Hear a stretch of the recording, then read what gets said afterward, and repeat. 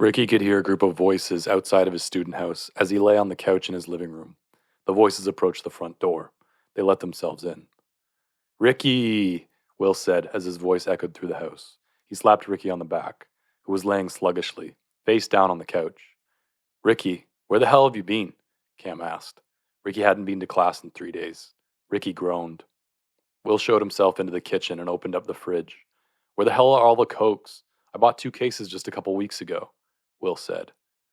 Is it the girl? David asked, standing next to the couch, looking down at Ricky. A girl? Will asked, returning to the living room. I didn't know you had a girl.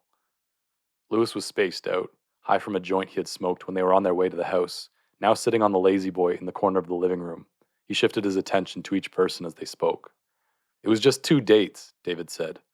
3, Ricky clarified, his voice muffled by the couch cushion his face was buried in. Just 3? That's nothing, Ricky. Get up, Will said. It's enough to have your heart strung by the force of love, Ricky said. Lewis's jaw dropped slightly, and he placed his hand atop his head in reaction to the statement. It wasn't meant to be, Ricky. You'll find someone else, Cam said. She was the one, Ricky said, his face still buried in the cushion. He hadn't moved an inch. She ghosted you, Ricky. 4 texts, and nothing. She acted like she didn't care if she was the one, David said. 4 texts? 4 texts, Ricky? That's pure sacrilege. They had to lock you up for that kind of behavior, Will said. I was a fool. What I thought there was turned out to not be. I wasn't even man enough for her to tell me the truth. Just a text. 1. Anything. What was it?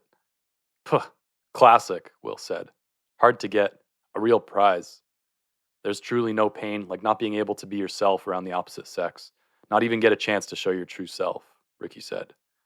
Both of Lewis's palms were now placed on his cheeks. All right, that's it, Will said, grabbing Ricky by the ankles and dragging Ricky's limp body, offering no resistance, down the hallway and into the bathtub. Lewis observed all of this. Will turned on the cold water, pouring water from the showerhead onto Ricky's clothed body. Ricky squealed. We're going to go to Dooley's tonight, Ricky. It's going to be fun. You'll get over it, Cam said. You guys okay in there?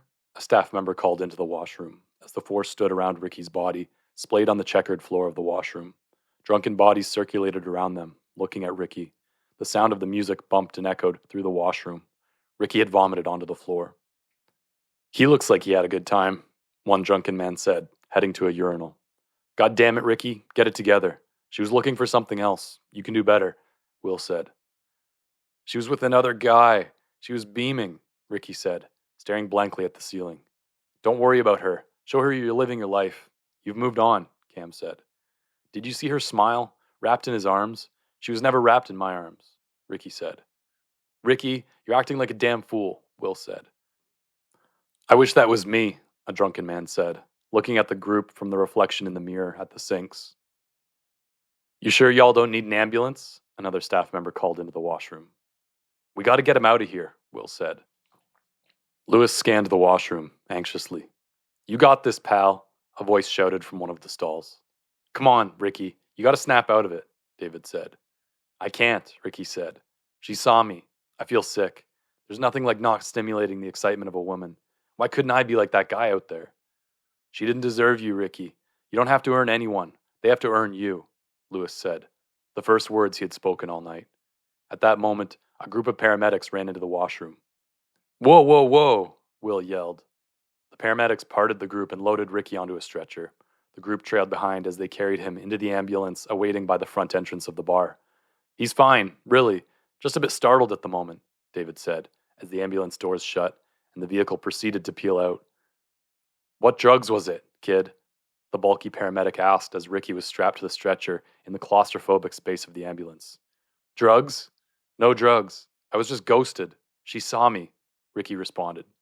Ghosted? The paramedic said. He's hallucinating. Get him some antipsychotics. Ricky awoke under the bright lights of the hospital room, sedated by the antipsychotic medications. He was hooked to a ventilator and IV. Will, Cam, David, and Lewis sat in the clothed chairs along the side of the room. A white-robed doctor entered the room with a clipboard, taking notes.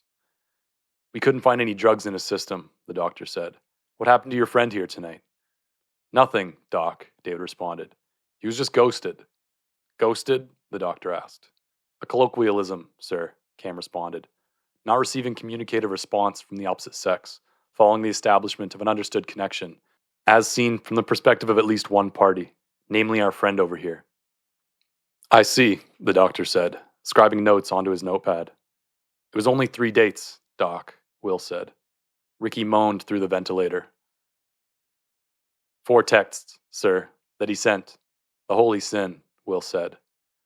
More moans echoed from Ricky's bed. 4 texts, yet no response? The doctor asked. Nothing, Will responded. That's serious stuff. We'll have him admitted into the psychiatric ward. Leave him here with us for a while, the doctor said. Ricky gained the strength to pull the respirator from his mouth. It's that bad? He uttered in a moment of sobriety. They all looked at him tenderly. Please, keep the mask over your face, son, the doctor said. Is he going to be okay, Doc? David asked. We'll get him turned around. Leave it with us. You guys can go now. We'll keep you updated, the doctor said. The 4 went to Ricky's bedside and patted him on the shoulder. Lewis leaned over him to give him a hug. Ricky stared at them, confused, as they left the room.